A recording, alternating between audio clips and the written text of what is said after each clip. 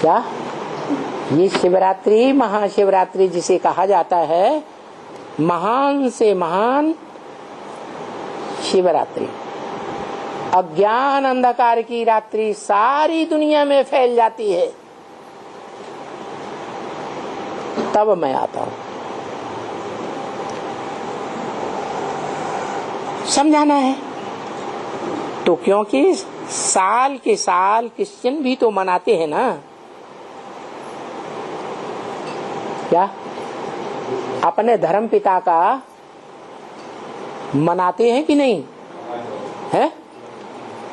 तो तुम अपने धर्म पिता का नहीं मनावेंगे?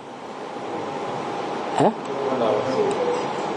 कितना करते हैं, देखो कितना जलसा मनाते हैं, जलसा करते हैं। तो तुम बच्चों को भी त्रिमूर्ति बनानी चाहिए। क्या बनानी चाहिए? त्रिमूर्ति बनानी चाहिए।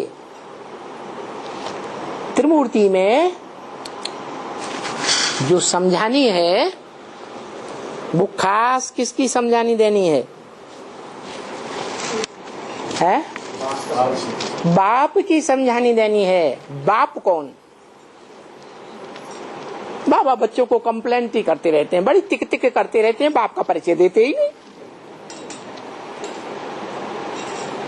नहीं देते। त्रिमूर्ति में बाप का परिचय नहीं देते क्या? देते हैं। ब्रह्मा कुमारियां परिचय देती हैं बेसिकली। हम भी ब्रह्मा कुमार थे तो हमने भी बेसिकली प्रदर्शनियों में, मेले मलाखड़ों में बहुत समझाया। क्या क्या समझाया? हम आत्मा हैं, तुम भी सब आत्मा हो, और आपस में हम भाई भाई हैं, और वो ज्योति बिंदु हमारा बाप है, उसका नाम है शिव। उसकी शिवरात्रि हुई। कब हुई? सन 36 में हुई।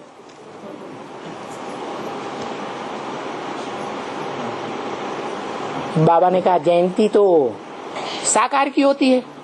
तो कहते हाँ साकार। दादा लेखराज में शिव बाबा प्रत्यक्ष हुआ साकार में, तो दादा लेखराज ही भगवान का साकार रूप है। बाकी चार हाथ का न कोई विष्णु होता है, न कोई सांप बिच्छू टिंडन वाला ऐसा नंग मुनंगा धड़ंगा कोई शंकर होता है। ये तो शास्त्रों में कल्पना है। असली जो प्रैक्टिकल में है, साकार में जिसमें भगवान आया, वो तो दादा लेखराज ब्रह्मा के तन में आया ना। तो कौन हुआ गीता का भगवान? प्रैक्टिकल में, साकार में कौन हुआ? है? दादा लेखराज। गलत है क्या? कृष्ण की आत्मा नहीं है? अरे कृष्ण की आत्मा है या नहीं? तो कृष्ण ही तो भगवान माना गया, गीता का भगवान भक्ति मार्ग में है। कृष्ण बच्चा है। अरे चलो बच्चा ही सही, लेकिन है तो भगवान ना। है? गीता का भगवान है ना। अरे दुनिया मानती है गीता का भगवान कृष्ण। हम भी मानते। तुम भी मानते थे, अब क्या मानते हो?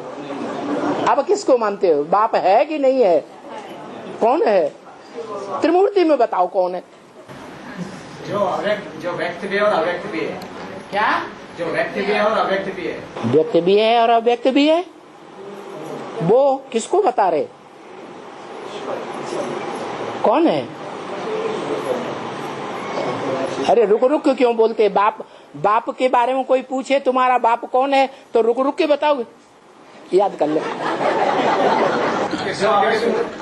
अव्यक्त मूर्ति ना है, अव्यक्त मूर्ति ना बोला। वो तो गीता में कहा है, वो तो मनुष्यों ने गीता लिखी। चलो कृष्ण के लिए तो बोला कृष्ण बच्चा, कृष्ण बच्चा है और राम बाप है।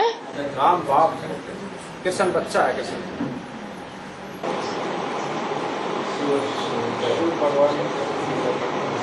वो अव्यक्त मूर्ति ना की बात कर रहे हैं। कृष्ण बच्चा भी साकार है और राम बाप भी साकार है।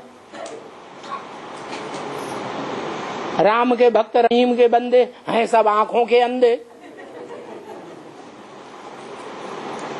कौन है? अरे है राम वाली आत्मा शिव समान बन जाती है, वही गीता का भगवान है। उसका रूप क्या है? शिवलिंग। उसमें आत्मा है कि नहीं? और 5 तत्वों का संघात पृथ्वी जलवायु अग्नि आकाश का बीज है या नहीं? क्या है? शिवलिंग।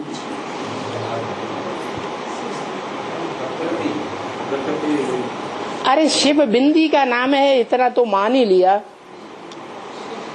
आपने भी मान लिया, मैंने भी मान लिया। तो ये तो बताना पड़ेगा ना कि जो परम पुरुष है, उस परम पुरुष की परम ब्रह्म आत्मा कौन है? परम माने बड़ी, ब्रह्म माने ब्रह्मा। राम वाली आत्मा कहाँ है? आत्मा किस में है? त्रिमूर्ति में कौन सा रूप है जिसमें राम वाली आत्मा है?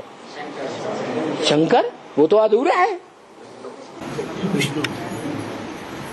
ऊपर जो बैठा है ज्योतिर् विष्णु, जो बैठा है ना, ऊपर बैठा है। ऊपर जो बैठा है वो गलत है, उसको बदलना पड़ेगा। वो चित्र ही बदलना पड़ेगा। ऊपर जो है वो शिवलिंग आएगा ना, शिवलिंग है, वो बदलना पड़ेगा। उसमें डालना पड़ेगा चित्र में। किस में डालना पड़ेगा? चित्र में ही तो है। चित्र के बाहर कहाँ है? ज्योतिर्बिंदु दिखा है ना उसमें। ज्योतिर्बिंदु बिंदु तो यादगार हो गए ना, शिवलिंग साकार का यादगार है ना। शिवलिंग सिर्फ साकार की यादगार है? साकार और निराकार का मेल शिवलिंग है। साकार जब निराकार। ये तो मान लिया कि तुम्हारी आत्मा भी निराकार है और तुम्हारा शरीर साकार है। दोनों का मेल, दोनों की प्रवृत्ति वो जीवात्मा कही जाती है। वो मान लिया, लेकिन कार्य कैसे करती है? करती धरती है या ऐसे ही लुढ़काए दे तो लुढ़कती जाती है? क्या करती धरती है? पतितों को पावन बनाती है। अच्छा, ये साकार धर्म में प्रवेश करके आप बता दीजिए। पतितों को पावन बनाती है?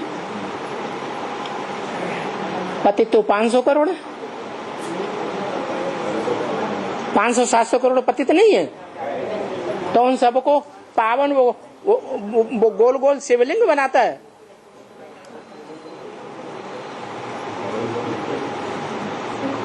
इतना तो मान लिया कि मेरे लिंग की ही यादगार है। क्या? मेरा लिंग ही पूजा जाता है और देवताओं का लिंग नहीं पूजा जाता। और इंद्रियां पूजी जाती हैं, नेत्र कमल, मुख कमल, हस्त कमल, पाद कमल, सारी इंद्रियां देवताओं की पूजी जाती हैं, लेकिन कोई देवता की लिंग नहीं पूजा जाता। क्यों? कोई कारण होगा ना। निर्विकारी। उस इंद्रिय के ऊपर कोई जीत नहीं पाता, वो एक ही जीत पाता है। हाँ, इस मनुष्य सृष्टि में एक ही मनुष्य आत्मा है जो शास्त्रों में भी गाई हुई है कि उसका कोई माँ बाप नहीं है, वो अनादि है, वो अनंत है, न उसका आदि है न उसका अंत है। शास्त्रों में दिखाया भी गया कि लिंग को जानने के लिए ब्रह्मा जी ऊपर गए और विष्णु जी नीचे गए, और उनका अंत उन्हें कहीं भी नहीं मिला। कहाँ उनका आदि है और कहाँ उनका अंत है? तो बताओ, दुनिया की बड़ी से बड़ी हस्तियां 3 मूर्तियों में से 2 मूर्तियां वो भी नहीं जानती, तो हम और आप क्या जानेंगे? तो उसका आदि मध्य अंत नहीं है, वो अनादि है। अनंत है और सत्य है कि असत्य है? गीता में भी लिखा हुआ है कि सत्य का कभी विनाश नहीं होता। तो 84 के चक्र में, इस सृष्टि में उसका विनाश होता होगा? मुरली में भी ऐसे ही बोला, इस सृष्टि पर सदाकाल कोई चीज कायम है नहीं, सदाकाल सिर्फ एक शिव बाबा है। मना 5-4 वर्ष के सृष्टि चक्र में सब आत्माएं इस सृष्टि रूपी रंगमंच को छोड़ देती है, अव्यक्त हो जाती है, नाम निशान उनका पता नहीं चलता कहां गई। एक है जिसका शरीर भी नष्ट नहीं होता और आत्मा भी नष्ट नहीं होती। पूरा 84 जन्म का पूरा पार्ट बजाने वाली, 1 मिनट भी कम नहीं, तो उसको कहेंगे अपूर्ण आत्मा या संपूर्ण आत्मा? संपूर्ण आत्मा।